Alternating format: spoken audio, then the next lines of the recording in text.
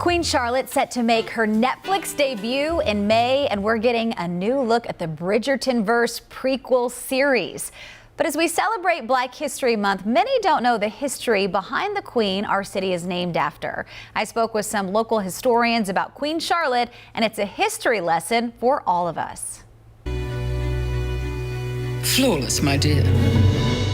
The hit Netflix series Bridgerton, bringing renewed attention to the mixed-race British queen our city is named after. Queen Charlotte, of course, is the namesake of our city. Tom Hanchett, community historian in Charlotte, explains that Queen Charlotte was a German-born princess from Mecklenburg-Strelitz, Germany, to be exact. But her ancestral roots can be traced back to King Alfonso III of Portugal. Before her German ancestry, she had roots into a Portuguese royal family, the family of King Alfonso III. Up until the 1100s, there was an Arab and African occupation of Portugal. This is where King Alfonso found his wife, who was a Moor.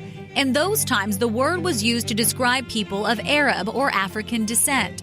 I spoke with Dr. Tekla Johnson about it. He sort of marched with his troops into a Moorish-held town called Faro, and he demands the governor's youngest daughter. It wasn't a marriage, it was more like a concubinage, but it was a very high order. Their son, Martin Alfonso, then marries into a family with African ancestry, further cementing Queen Charlotte's Black heritage. Remember, in the 1300s, we hadn't yet gone into the slave trade. There wasn't the same stigma that came later on. Shonda Rhimes puts a Black actress as Queen Charlotte, and now it has everybody talking about history.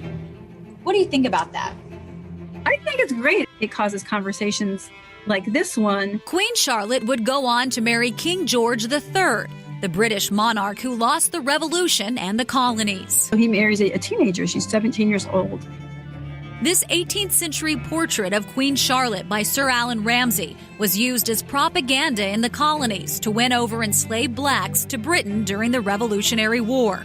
It now hangs in the Mint Museum. Any schoolchild who comes to the museum remembers seeing that portrait of Queen Charlotte.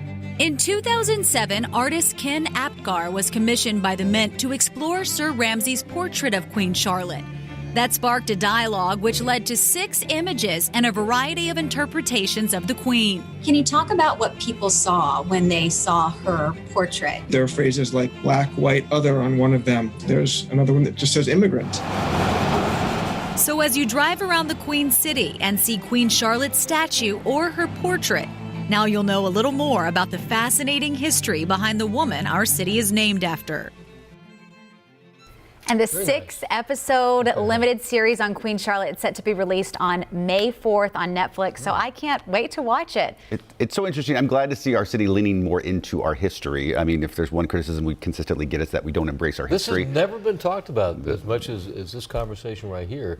And then the historical perspective as well, and the sculpture at the airport. Yeah. The cool thing now is it's in a much more prominent place. Yeah. For years, it was off on the corner near a parking garage, and now it's like at the center of the terminal. Not unveiled yet, but after completion of that construction, Yeah. it'll be Looking forward to that as well.